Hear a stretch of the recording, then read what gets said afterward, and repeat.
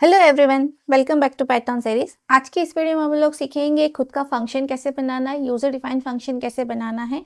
पिछली वीडियो में हम लोग ने ऑलरेडी बने बनाए फंक्शंस को यूज़ किया था, लेकिन इस वीडियो में हम लोग सीखेंगे कि हम अपना खुद का फंक्शन किस तरह से बना सकते हैं।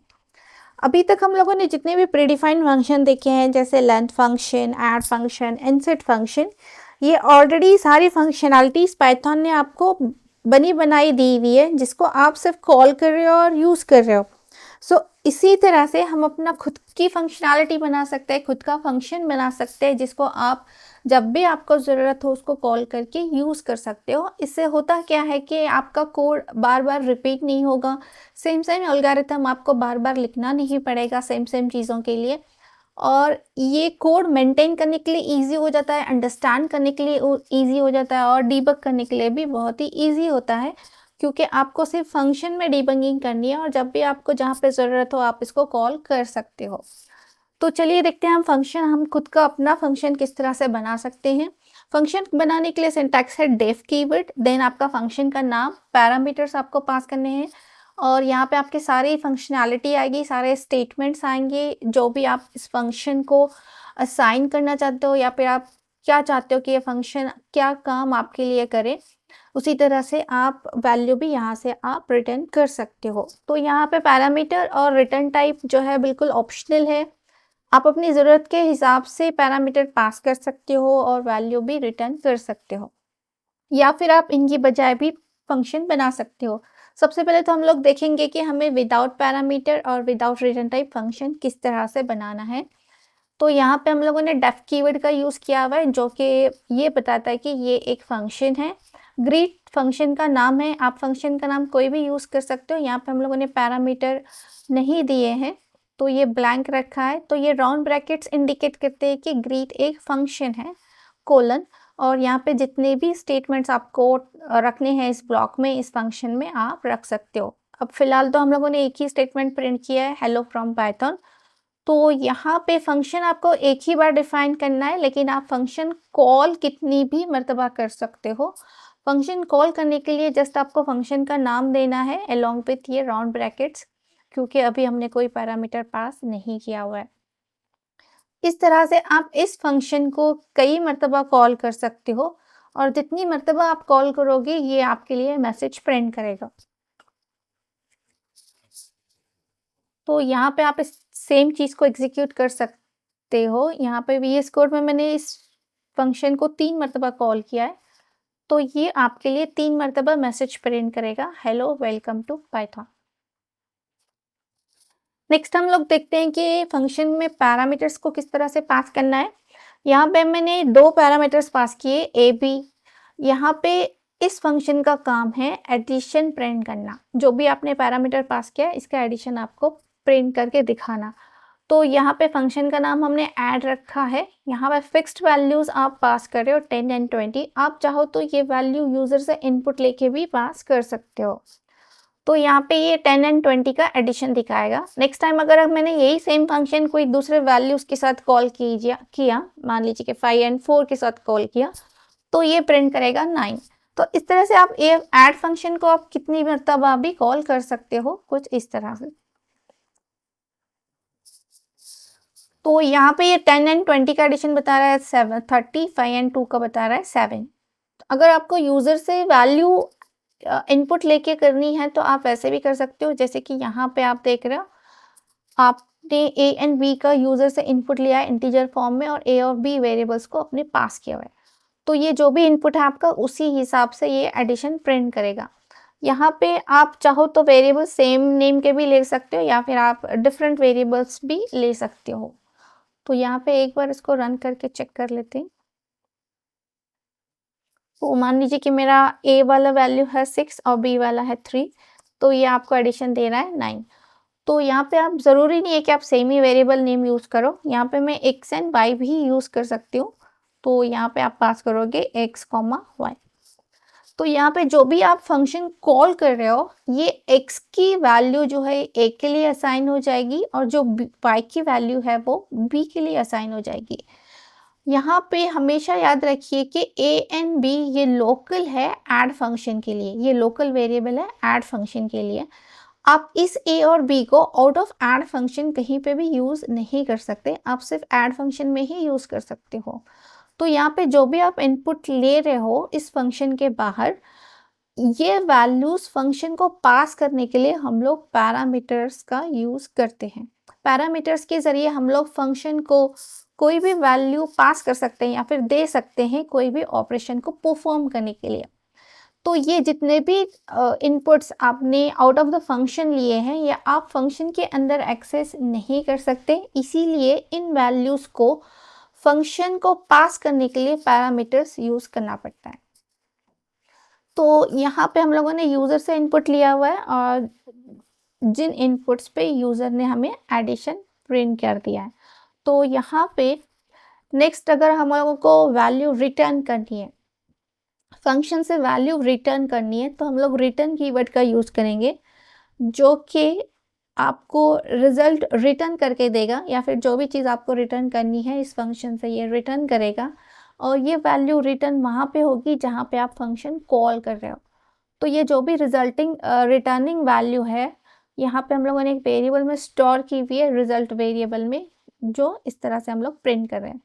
तो आप किस तरह से ये याद रखो कि पैरामीटर्स मतलब जो भी वैल्यूज़ आप फंक्शन को देना चाहते हो, और रिटर्न वैल्यू मीन्स जो भी वैल्यू फंक्शन आपको देना चाहता है आउट ऑफ द फंक्शन। जैसे यहाँ पे सेम एग्जाम्पल को आपने रिटर्न स्टेटमेंट के साथ इस तरह से आप कर सकते हो। तो यहाँ में मैंने एडिशन प्रिंट नहीं की हुई है, बल्कि ये एडिशन रिटर्न की है जहाँ पे आप फंक्शन कॉल कर रहे हो। तो ये जो भी आपकी रिटर्न वैल्यू है रिजल्ट वेरिएबल में स्टोर हो जाएगी, जिसे हम प्रिंट करेंगे। तो यहाँ पे ये रिजल्ट प्रिंट कर रहा है 12। तो सिंपलेस्ट फॉर्म में अगर आपको याद रखना है तो पैरामीटर जो आप बाहर से फंक्शन को पास करते हो, रिटर्न वैल्यू जो फंक्शन आपको वापस रिटर्न करेगा या वापस देगा। तो इस तरह से पैरामीटर्स एंड रिटर्न वैल्यू आप पास कर सकते हैं। नेक्स्ट जो है फंक्शन विथ डिफॉल्ट पैरामीटर्स। मान लीजिए कि आप फंक्शन कॉल करते समय पैरामीटर पास नहीं कर रहे हो, तो हमें कोई भी डिफ़ॉल्ट पैरामीटर पास करना है। जैसे कि इस फंक्शन ग्रीट में मैंने एक डिफ़ॉल्ट पैरामीटर लिया हुआ है, name is equal to student. एक ही पैरामीटर है इस ग्रीट फंक्शन में, नेम पैरामीटर। अगर यूज़र ने फंक्शन कॉल करते समय इस पैरामीटर के लिए कोई भी वैल्यू पास नहीं की है, तो बाय डिफ़ॉल्ट हमें लेना है स्टूडेंट। तो इस फंक्शन को मैंने 2 बार कॉल किया हुआ है, एक विदाउट पैरामीटर के साथ और एक विद पैरामीटर के साथ।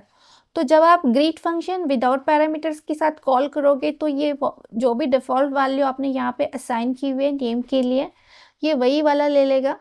अगर आपने कोई वैल्यू असाइन पास की है फंक्शन कॉल करते समय, तो ये जॉन वाली वैल्यू नेम के लिए असाइन हो जाएगी।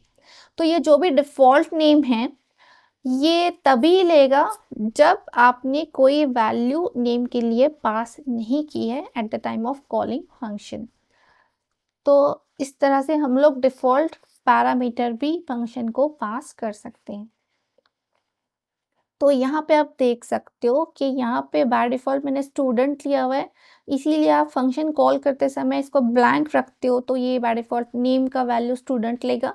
या फिर आपने जो भी पास किया हुआ है, जैसे कि यहाँ पे हम लोगों ने जॉन पास किया था, तो ये जॉन वैल्यू नेम को असाइन हो जाएगी और वही सेम चीज़ वो प्रिंट करेगा।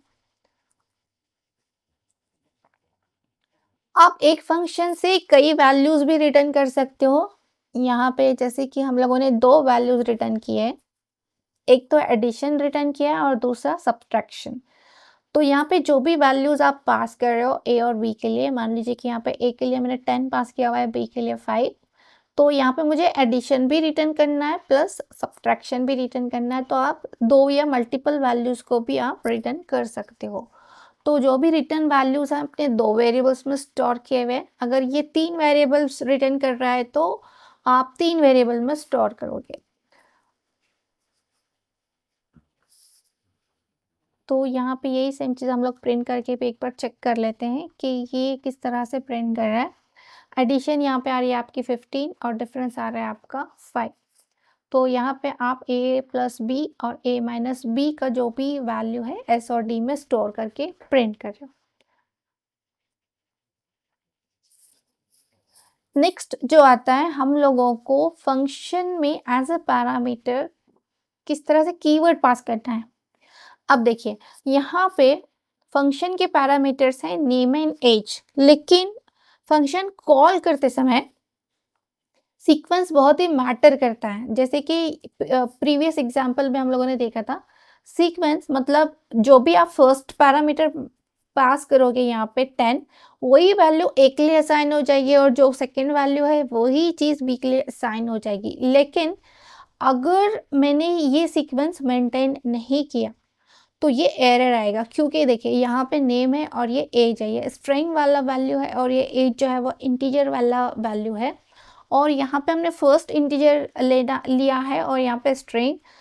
तो अगर आप सीक्वेंस मेंटेन नहीं करना चाहते और किसी भी सीक्वेंस में आप वैल्यू पास करना चाहते हो तो आपको कीवर्ड आर्गुमेंट्स यूज़ करते हैं। जैसे कि अभी यहाँ पे मैंने फर्स्ट एज के लिए 14 पास किया है और नेम के लिए अयान, तो यहाँ पे ये कीवर्ड्स के थ्रू वैल्यू असाइन होगी। जैसे फंक्शन कॉल करते समय हम लोग दे रहे कि एज के लिए मुझे 14 चाहिए और नेम के लिए अयान, तो यहाँ पे सीक्वेंस मैटर नहीं करता। तो ये बेस्ड ऑन कीवर्ड्स ये वैल्यूज वही स्पेसिफिक पैरामीटर के लिए असाइन हो जाएंगे। तो यहाँ पे फर्स्ट पैरामीटर एज है, लेकिन यहाँ पे नेम है, लेकिन ये कीवर्ड की वजह से ये जो भी एज के लिए वैल्यू आपने असाइन की हुई है वो एज के लिए असाइन हो जाएगा और जो नेम के लिए असाइन की है वो नेम के लिए असाइन हो।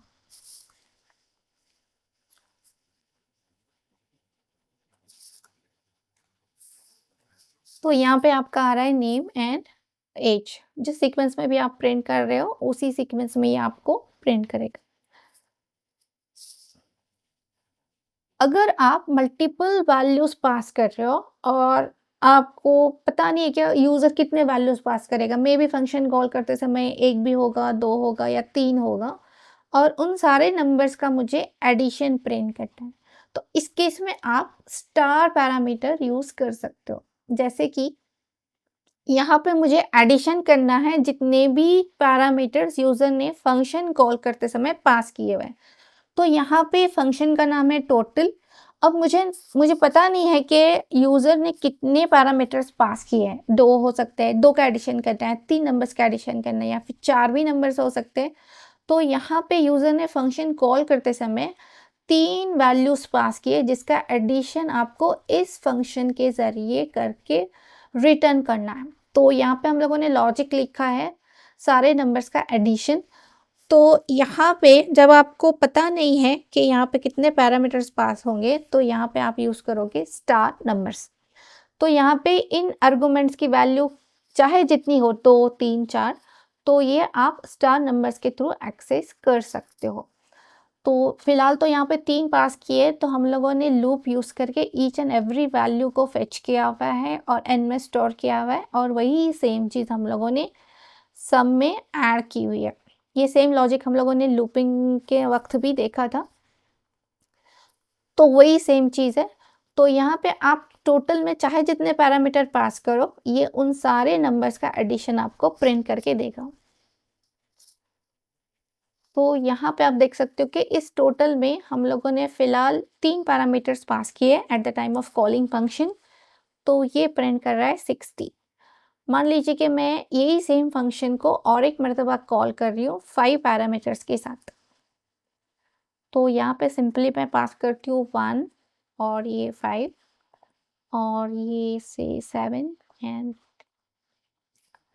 10 एंड 4। तो इस तरह से वापस एक बार इसको चला के देख लीजिए।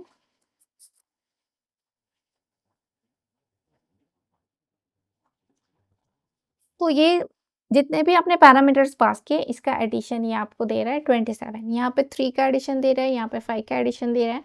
तो ये मैटर नहीं करता, ना ही यहाँ पे कोई बर्डन है कि यहाँ पे आपको इतने ही पैरामीटर पास करने हैं। तो इस केस में आप स्टार पैरामीटर्स का यूज़ कर सकते हो।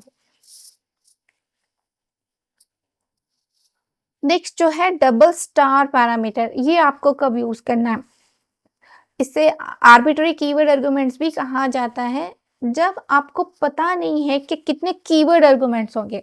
इससे पहले हमने स्टार आर्गुमेंट इसलिए यूज़ किया था कि आपको पता नहीं है कि कितने पैरामीटर्स यूज़र पास करेगा at the time of calling function. लेकिन इस केस में आपको पता नहीं है कि कितने कीवर्ड आर्गुमेंट्स हैं, कीवर्ड्स के साथ जो भी आर्गुमेंट्स पास कर रहा है यूज़र वो कितने हैं आपको पता नहीं है, तो उस केस में आप डबल स्टार कीवर्ड आर्गुमेंट्स का यूज़ करोगे।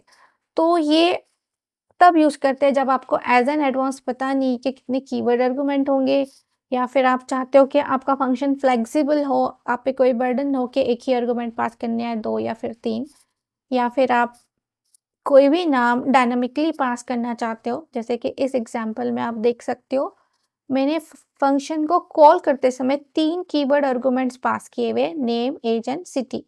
तो यहाँ पे आप एक भी आर्गुमेंट पास करना चाहोगे, या फिर कभी 2 आर्गुमेंट्स पास करना चाहोगे, कभी 3 कीवर्ड आर्गुमेंट्स पास करना चाहोगे।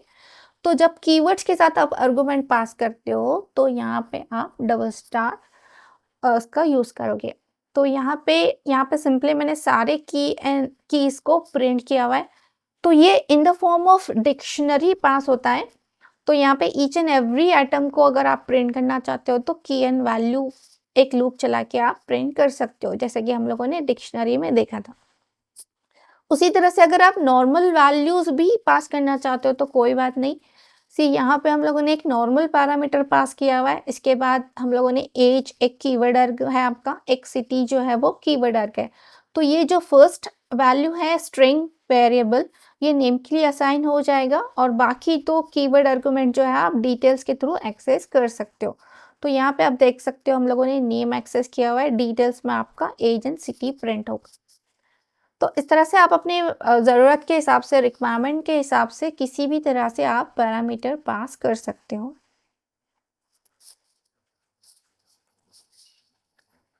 तो यहाँ पे आप देख रहे हो कि आपका ये सारा चीज़ प्रिंट करके आपको देगा आपके नेम एंड वैल्यूज़। तो यहाँ पे एक बार आप इस फंक्शन को कॉल कर लीजिए। फंक्शन कॉल हमेशा आउटसाइड करना चाहिए। आप इंडेंटेशन पाइथन में बहुत ही इंपॉर्टेंट है, अदरवाइज ये एग्जीक्यूट नहीं करेगा जब तक आप इसको कॉल नहीं करोगे।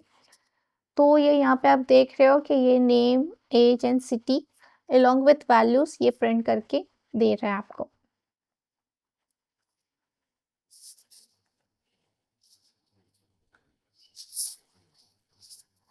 नेक्स्ट जो है हम लोग देखेंगे कि complete list as a parameter आपको फंक्शन में किस तरह से पास करना है। जैसे कि ये एक फ्रूट का लिस्ट है, तो मैं कंप्लीट लिस्ट पास कर रही हूँ, तो ये जो भी फ्रूट की लिस्ट है ये फूड लिस्ट को असाइन हो जाएगी, और ये आप लूपिंग चला के एक्सेस कर सकते हो। तो ये सिंपलेस्ट वे है, जो हमने लिस्ट में देखा था बिल्कुल उसी तरह से आप एक्सेस करके देख सकते हो। और ये सेम डबल स्टार आर्क्स को यहाँ पे ये भी एक बार चला के देख लेते हैं।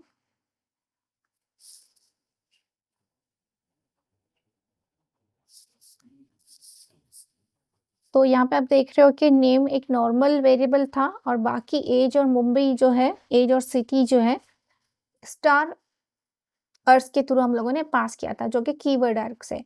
एज एक कीवर्ड है, सिटी एक कीवर्ड है, कीवर्ड आर्गुमेंट्स के जरिए हम लोग इसको पास कर रहे थे। उसी तरह से लिस्ट भी करके एक बार चेक कर लेते हैं।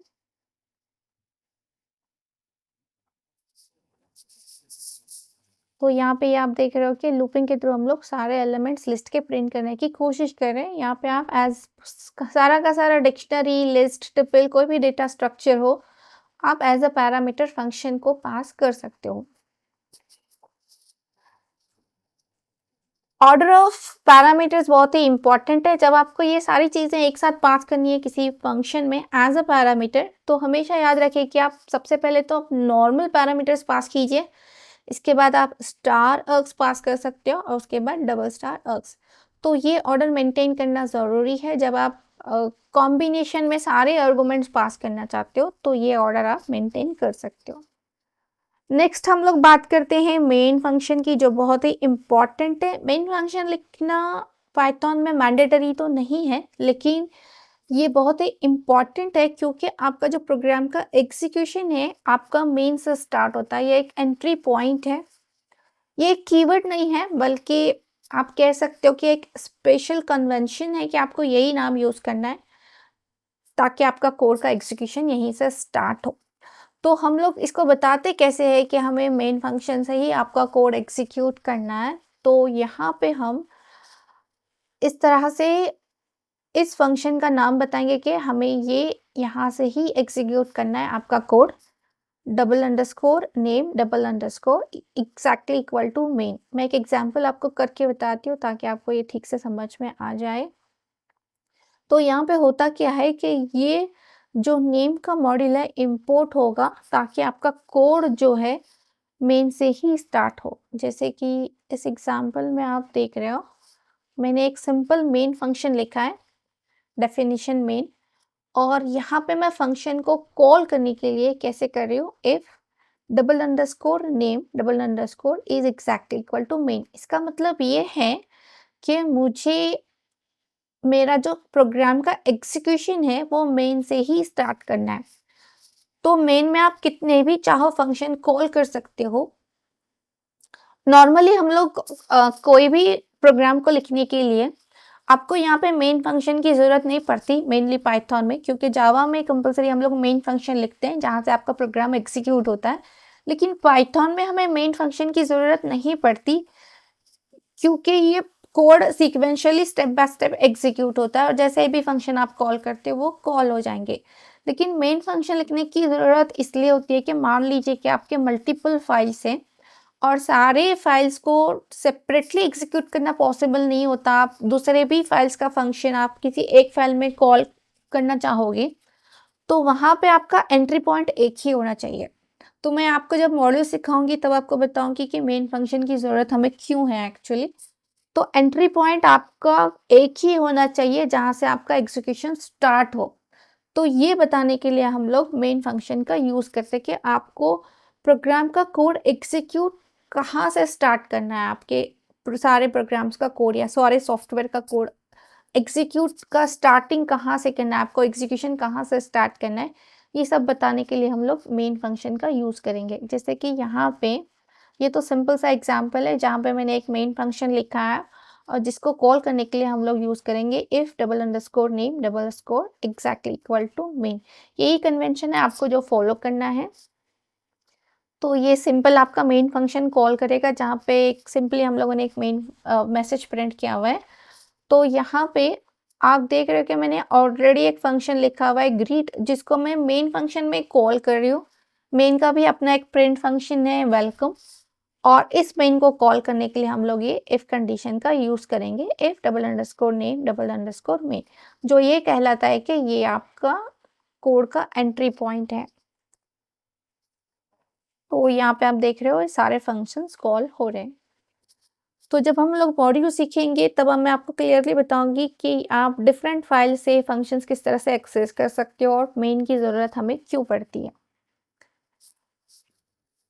तो ये main function separates executable code from reusable code. जो भी आपको कोड एग्जीक्यूट करना है वो आप सेपरेट रख सकते हो, जो रीयूजेबल मतलब जो आपके फंक्शन से। तो यहाँ पे जब भी आपको एग्जीक्यूटेबल फाइल बनानी है वहाँ पे आपका मेन फंक्शन रहेगा। तो इससे आपका प्रोग्राम बहुत ही ऑर्गेनाइज्ड और प्रोफेशनल हो जाता है और ये एक बेस्ट प्रैक्टिस है पाइथन कोड को लिखने की। तो जैसे कि हम लोगों ने देखा ये एक बेसिक सिंटैक्स है मेन का, जिस तरह से हम लोग इसको कॉल करते हैं। ये सारे फंक्शंस हमने अभी चला के देख लिए हुए हैं। तो यहाँ पे पाइथन में मेन फंक्शन लिखना मैंडेटरी नहीं है, लेकिन जब भी आप कोई प्रोजेक्ट बना रहे हो, बहुत लार्ज प्रोग्राम बना रहे हो और कई सारे फाइल्स को आप एक साथ एग्जीक्यूट करने की कोशिश कर रहे हो तो वहाँ पे मेन फंक्शन लिखना ज़रूरी है। आई होप सारे फंक्शंस आपको क्लियर हो गए होंगे, आपको समझ आ गया होगा कि आपको खुद का अपना फंक्शन किस तरह से बनाना है, पैरामीटर्स कैसे पास करना है, वैल्यू रिटर्न कैसे करनी है, स्टार पैरामीटर्स कैसे पास करना है, डबल पैरामीटर्स कैसे पास करना है या फिर डिफ़ॉल्ट पैरामीटर कैसे पास करना है। तो आप किसी भी टाइप की फंक्शनैलिटी को इन द फॉर्म ऑफ फंक्शन लिख सकते हो। जो इतने भी हम लोगों ने लूपिंग में एग्जांपल्स किए, जैसे कि फैक्टोरियल था, पावर था, टेबल था, इन सारे चीज़ों के लिए भी आप अपना फंक्शन बना सकते हो। नेक्स्ट वीडियो में फिर मिलते हैं कुछ नए कॉन्सेप्ट्स के साथ। तब तक के लिए टेक केयर, कीप लर्निंग।